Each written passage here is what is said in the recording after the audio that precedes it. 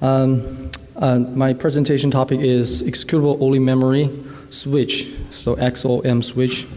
The purpose of that is trying to hide your code from advanced code reuse attacks in one shot. I just name it like XOM-switch is a pretty descriptive way so that Intel lawyers won't shoot me.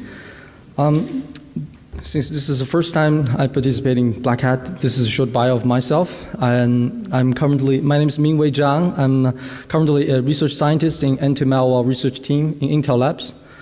My research spanned across a wide range of topics, including program handling using Intel hardware features, anti-malware technologies, dynamic sandboxing for Android with machine learning, and etc.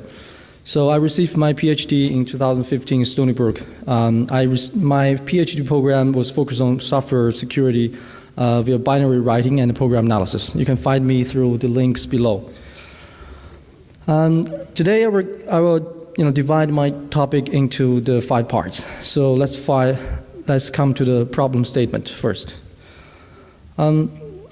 As we can see, that code reuse attacks has been plagued around for quite a while, almost a decade. The reason why ROP attacks is popular because it is an effective way to bypass DEP, data execution prevention. It allows attackers to execute code without code injection. Right? Code reuse attacks, however, requires an accurate location of small chunk of code to be executed called gadget, which may because they want to find accurately the location of those gadgets, and they may suffer from code diversity and code randomization defenses. So that's why attackers in recent days generate new type of attack called advanced code reuse attack that's summarized.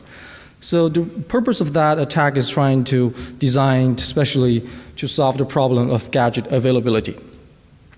As we can see from the left-hand side, this is the way how traditional code reuse attacks are working. So basically, the attacker is trying to has already got the heap vulnerabilities. He has already controlled a chunk of memory in the heap, and then he redirect control to the stack pointer to the heap, and then start executing the small chunk of code located inside the binaries they find.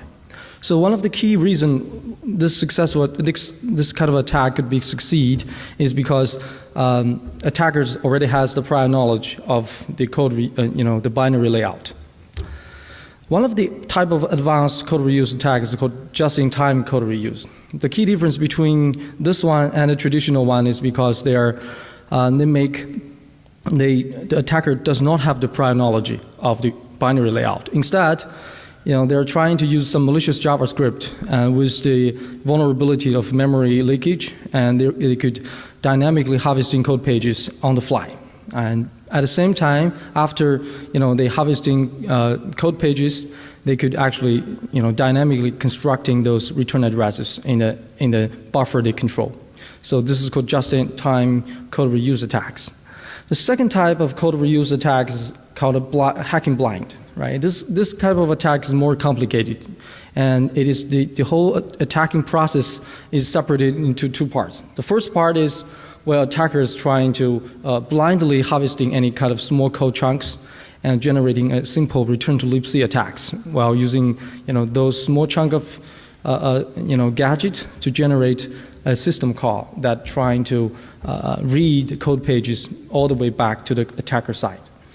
And after that, attacker may use the information leaked from the victim application and harvesting, meaningful, more complicated gadget on the fly. And the second step, of course, naturally, is they generate a second ROP attack to perform more sophisticated logic. So the reasons of advanced ROP attack is because of 2 reasons, as I summarized. The first one is because it is more convenient, because as we can see, it is harvesting code pages and reading the code pages at runtime brings about robustness of attacks on binaries in many versions. Even these days, so many open source binaries, and there are so many versions of it, and so many patches in source code and also binaries, and also each, even if the binary actually, code is in the same version, in the same but in compilation environment, they may generate different binaries. Because of that, it brings a lot of challenges for the attackers to really make their exploit robust. And the second one is like it really make it robust against those kind of fine-grained code randomizations as defenses, because they can read code, right? So whenever whatever you randomize, they can read it, and then they can use it to continue launching the attack.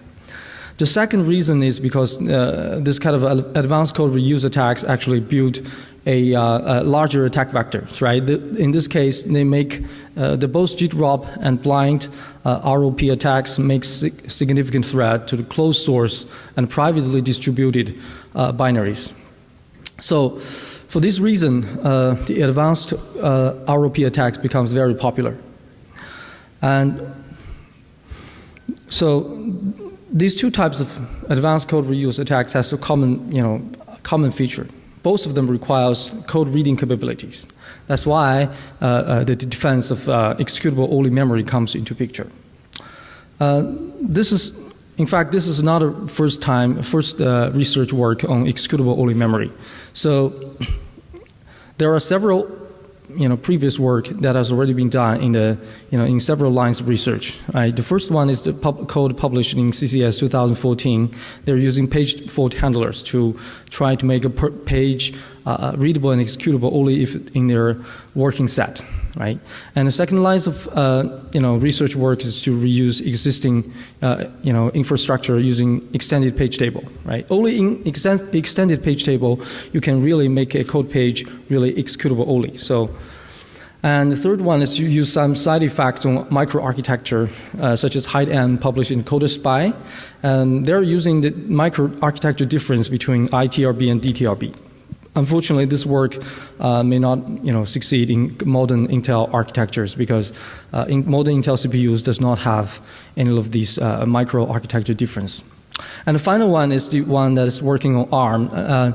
It is pretty successful because it works on existing phones and glibcs.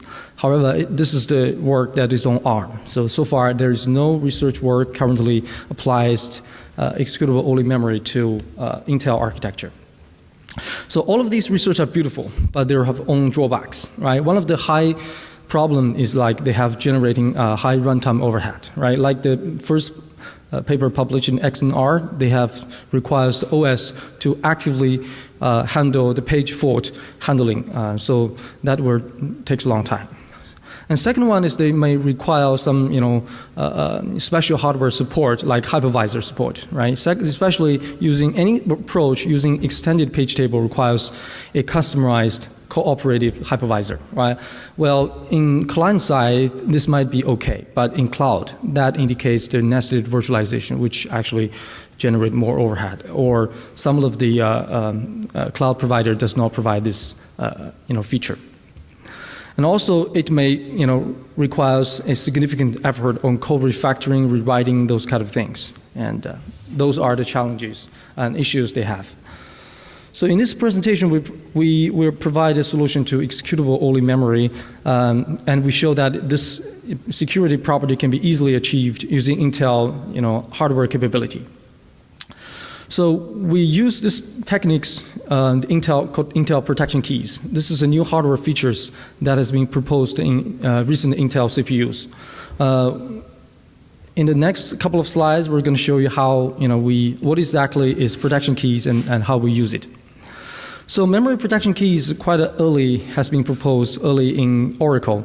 So, and this feature has been implemented by Intel, as now it is also implemented in other architectures as well.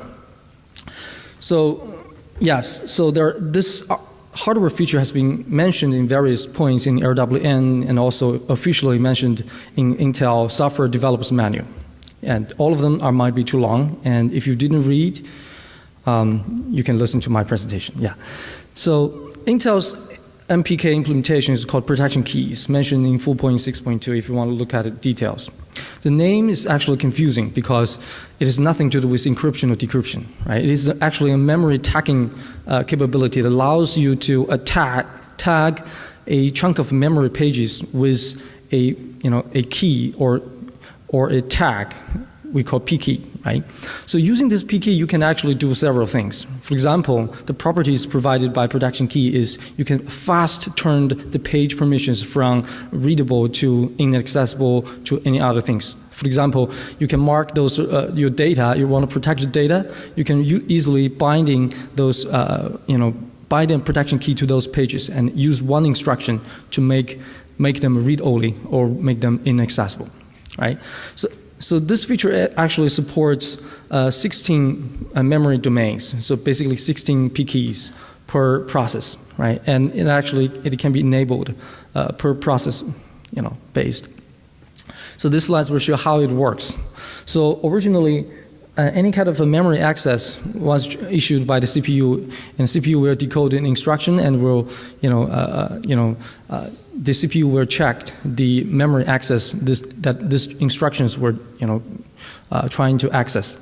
So the linear address, will first go to page table permission check.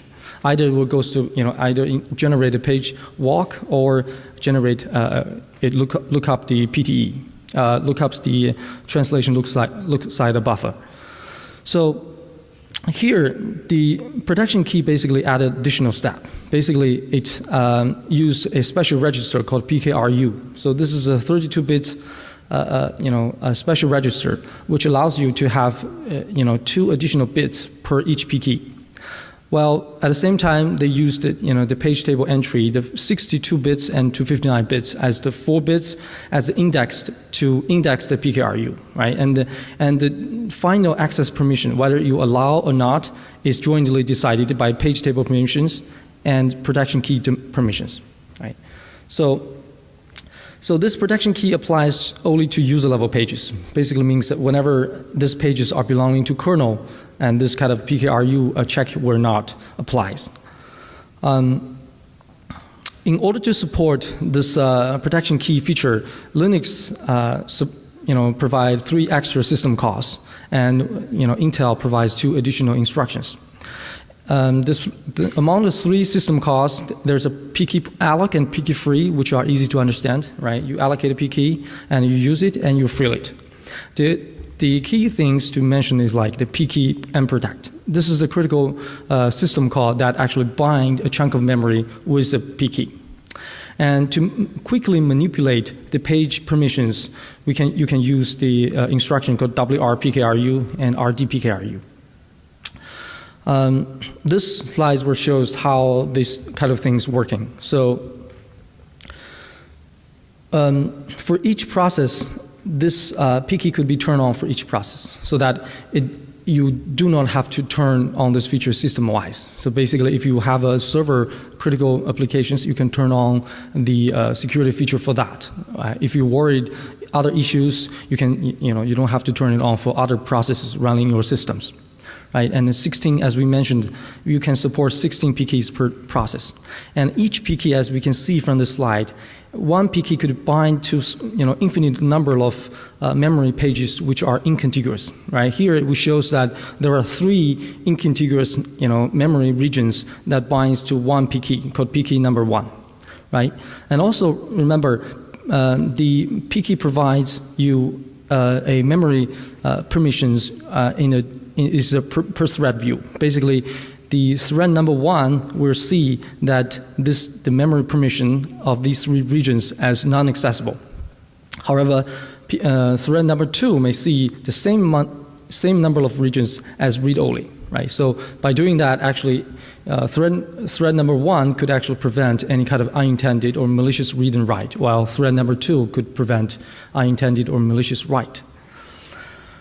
So protection key basically provides you a performance bit, right? Instead of provide you with additional capability, you can actually implement it using system call, like mprotect, right? You can do it using system call alone.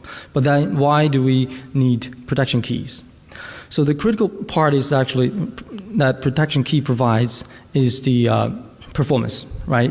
Imagine that you can tweak the memory pages of several non-contiguous memory regions in one shot, and which only costs you 60 to 120 cycles, right? And while in comparison, if you use system calls, you at least will cost you, 20,000 cycles. And the time it costs for you to change memory permissions will be, proportional to the number of code pages or data pages that you want to change. So this slide basically shows a kind of small code, which is very simple. On the left-hand side, it's a user-level application telling you how to use it. Right? It's a simple approach. Basically, you allocate a P key, you allocate a memory page, you bind this P key with this memory, and then you use a special function called P key set to make sure it is not writable. Even if you initially make it writable, now you use P key set, you can quickly turn it off, turn the write permission off. And then you're trying to write it, right? Then, of course, naturally, you'll generate a page fault, and the program, may crash on default. On the right-hand side, it shows you how it works in details. So the majority of the work relies on the Intel instruction called WR-PKRU. So it requires you to put the PKRU value in EAX while maintaining ECX and EDX as 0. So far we have finished briefly the discussion of protection keys, but why does protection key has anything to do with executable-only memory? So protection key can be used for executable-only memory because if you mark a code page as inaccessible, that does not prevent code execution. So basically a code page that is readable and executable, you mark the page as inaccessible, you can still jump to and execute it. Right? In fact, executable-only memory support has already been integrated into Linux kernel into 4.9 and later versions. More than that, actually, Linux developers in Intel also, achieved a capability by using the traditional system call and protect. So you can directly mark a chunk of code as executable-only without explicitly, manipulating the P keys yourself. And also, glibc adopts the protection key support in December last year. However, the executable-only memory support is missing in both glibc and compiler. So, and enabling that usually requires a lot of rewriting and recompilation work. So, in the following slides, we'll show you how we do it without doing this, kind of code recompilation, those kind of things. We show you how we do it in one shot and apply protection keys-based executable-only memory to all ERF binaries. Our idea is simple. Basically, we use a static binary writing and to enable the protection keys. And we have following features. We don't require source code at all, right? We only requires you to patch your program loader, the ld.so. And we don't generate any kind of runtime overhead because, of course, marking code pages and executable-only, only generate overhead at load time. And we're open source. Basically, we open source and contribute to the community. So before we come to the details of this presentation, we have, if you want to replicate the result, if you want to use it and run it, you need to have to satisfy several prerequisites, right? You need to have a CPU that supports protection key features, or you have a Linux kernel 4.9, or alternatively, you just have an AWS account. You can use Amazon and launch a C5 instance, right? If you launch that, you have everything you have. So now come back to our presentation. So the idea is very simple, right? We just need to identify those code pages at program loading time and mark them as executable only. However, even this simple idea and the simple goal requires to overcome several critical challenges. The first challenge is that how do we identify code and data? Right? As we know in this picture, we show that the ERF binaries has two views. The left-hand side is the after compilation time, the link view, and the right-hand side is the runtime view. Clearly, there is information loss because a lot of the metadata, RO data, in the front and after the real code pages are actually missing. They are all regarded as code pages, right? In addition, all kinds of things were missing. Also, in the middle of those code sections, there might be other, code data in the middle of code, which may mess up further, right? So to solve that problem, the first challenge, we use section table information, right? So basically at a runtime, section table may or may not be in the picture. So we use the section table, we load it, and we use it to pass that section table and to recover those link time information. So on a high level. And the second challenge is how do we applying protection keys on all binaries? As we all know, so that currently any kind of programs running, no matter it's a kind of /bin/ls or it's kind of large programs like browser, they're all dynamic linked because their libraries might be a lot, right? And the key point is like their libraries may not be known at until at runtime. So statically, applying that will be a heavyweight approach, which may not be appropriate. And the second challenge we need to have is like we need to find the right method to hook. Where we need to intercept, right? Naturally, using RD preload, RD library paths, those are kind of things, traditional mechanisms that are too late, right? And also we can do it in the kernel, right? Doing it in the kernel is the right place, but it may be too cumbersome, right? Doing the kernel might generate too much code that actually increase the attack vector to the kernel. Alternatively, we also can recompile the program loader, right?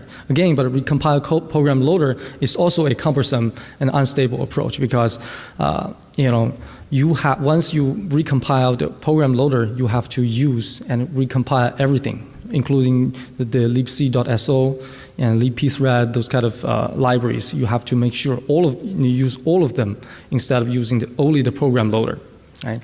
In addition to that, even recompiled glibc may also have compatibility issues with some other library systems such as C++ runtime. So because of these issues, I think it is naturally we should use a lightweight binary patch to patching slightly your own program loader in order to enable this lightweight security feature. So in the next following slides, we'll show you how we do it, how we patch the binaries in a full step. So the idea is simple, right? We want to inject a piece of code that modify the original code logic inside the program loader, right? But how do we do it, right? So here we allows you to write your instrumentation code in C. You can write your instrumentation code as wish, using C code, and we were compiling that into a binary, right? Once we compile that into a binary, then we're going to extract some special sections called tags, RO data, and data sections out. And we put that in separately as a kind of a binary chunk, right? And in the third step, we're going to inject that chunk of binary into the end of the program loader, right? By doing that, actually, this is, program loader will actually have that, chunk of code and data co-located. However, in order to make sure this chunk of additional code and data to be loaded into memory, we need to change an additional data structures called PHDR, program header table. So we need to give them 3 extra, loadable segments, right? By doing that, once you launch your instrumented program loader, your extra data and code will be loaded into memory. However, even if those kind of instrumentation code is loaded into memory, it doesn't mean that it will be executed because you haven't patched the original binary. So in the following slides, we'll show you how we patch the binary, patch the program loader to enable to tweaking the program loading process. But before we telling you how to do that, we need to figure out what exactly is the original program loading logic. So the original program loading logic is the following in the program loader, ld.so. It's basically 3 steps. The first step, the program loader will read the ERF binary to see if it is an ERF binary. If it is not, then there's no need to go further. And also it will need to know the data structures just after ERF header. Right? So by knowing that, it will know how many pages does this program need. If everything goes fine, it will goes to map the whole executable files. At this moment, mapping whole executable files, they were mapped as readable and executable. And in fact, this is a minor security issues, although this kind of security issues has been there for a long time. And after that, the program loader will remap each segment afterwards. So here it will map data segment as readable and writable. And after that, it will do other things that is irrelevant to our topic. So as we understand the program loading logic, we come to how we change it, right? So we patch several critical points of the binary and redirect controls to our instrumentation code. By doing that, we actually can tweaking the loading process a little bit so that we can actually control and apply executable-only memory into pictures. So here's how we do it.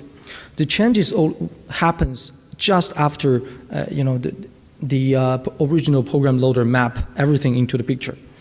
After that, we're going to instrument the control flow. Basically, we load a section table, as we mentioned before. Section table has more meaningful information than the program header table, right? In section table, it will tells you where are the datas and where are the code pages, right? After passing the section table, we're going to know, okay, the front couple of pages are metadata, so we mark them as read-only. And in the middle of the code pages, they are executable-only, so we mark them as executable-only. And then later on, read-only data is executable. And after doing that, we come back. We return the control flow to the original program loading process, and everything will be fine. So, yes, so after this is done, we actually make the program loading work. So as we all know, all programs, right, including executable files and libraries are loaded by this special program loader. So by intercepting this critical path, we can actually applying this key property to all the libraries, all the dependent libraries, as well as executable itself. This is the second challenge, is how we overcome. And the third one is how do we, because Intel provide WR-PKRU and RD-PKRU, these two instructions are user-level instructions. The developers' applications can use it. At the same time, attackers can use it too. So as we can see from this picture, the malicious control flow, if they jump to the third byte of a valid instructions, it becomes into a very small code chunk gadget, which allows them to abuse the PKRU values, right? So to prevent that, we actually propose two kind of defenses. One is, we can potentially scaling the code sections and rewrite dangerous instructions, right? And in addition, we can also periodically reset the PKRU contained just before each system call in kernel, right? By doing that, we can actually make sure that the PKRU is always valid values configurations that we have. However, we do admit that this kind of defense is limited because in power.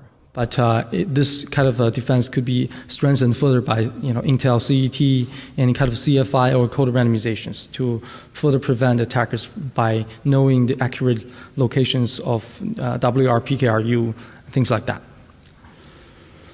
And then we comes to evaluation, right?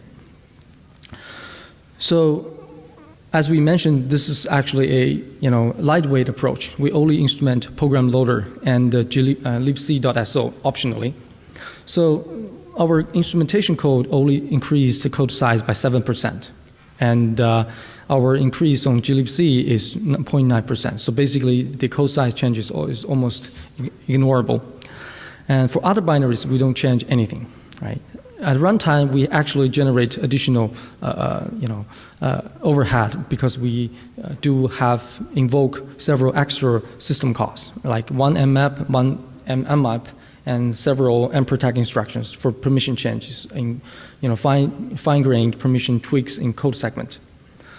And we also, basically testing using spec benchmark. Usually we have, no overhead, and the overhead becomes actually noise in this case because it is expected because the overhead usually happens only at program loading time, which is very short. And the overall runtime, it does not generate any kind of runtime overhead because of this hardware support. We also tested on some large binaries. For example, in our case, our testbed is using Ubuntu 17.04 with Linux kernel 4.10. So we have a Intel CPU with protection keys enabled, and we use glibc 2.24. We have tested on some large binaries such as Firefox 54 version and LibreOffice and Kaya, right? In Firefox, you can see that the library it depends on has, the number of libraries it depends on is 130, and the original code size at the runtime will be 104 megabytes, right? After the XOM-switch, protection, the true readable code shrinking to, 1.5 megabytes. While executable-only code goes to 57%, and read-only code goes to 40%. So the total reduction goes to 97%, and more than that, right?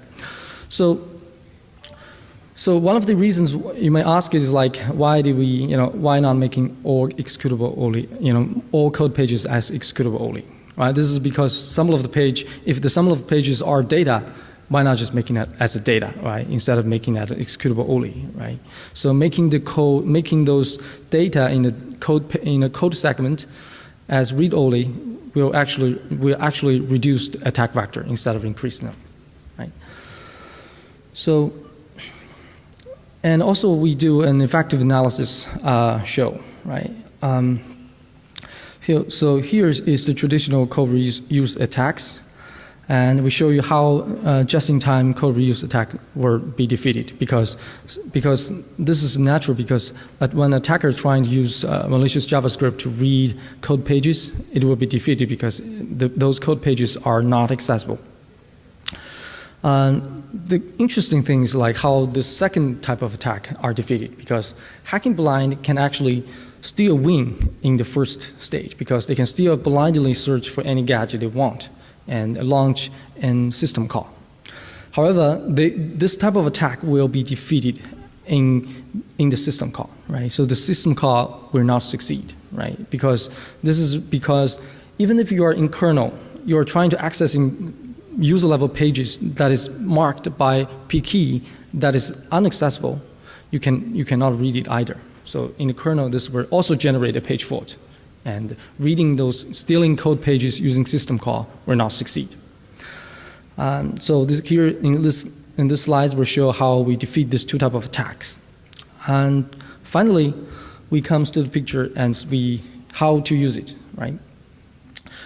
So this code actually is open source, has open source officially by Intel in XOM-switch.git. You are welcome to download it and try yourself. And it has several dependencies like Python and GCC. And it also has depends on a binary analyzer called Radel2. So I used it, I feel like it's very interesting. It's very convenient to use it. To patch the binary, you can easily, use the following command, right? Use the patch loader, and put your origin loader as the first parameter and generating your own loader. Using that is also easy because you basically just prepend your executable-only enabled program loader with your command line to launch your programs. Here in the case, you can launch your Firefox, and you can optionally preload your own glibc, right? The reason why we provide this option is because Firefox may generate a child process, right? And may generate additional binaries in child process. And instrumenting your own glibc allows you to apply executable-only security permission to all these child processes, right? To verify that, you can easily check that with proc file systems. Using proc, your PID and maps, you can see that those memory pages protected are executable only. So, and I appreciate lots of people in Intel's just for the support, for the reviews of my work. And with that, I will take questions. Thank you very much.